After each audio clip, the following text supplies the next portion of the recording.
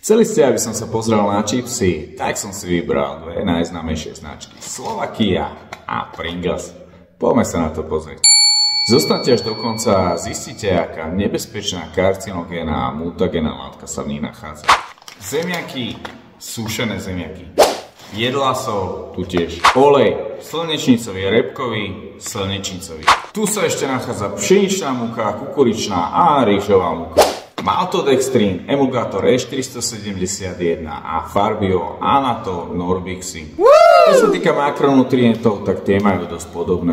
Okrem týchto všetkých vecí sa nachádza v čipsoch akrylamid. Akrylamid je chemická zlúčenina, ktorá sa vytvára pri vysokých teplotách v potravinách obsahujúce škroby. Sa vydala stanovisko, že akrylamid v potravinách zvyšuje rakovinové bujnenie. Akrylamid je to zjedovatý, pretože má hneď niekoľko toxických účinkov.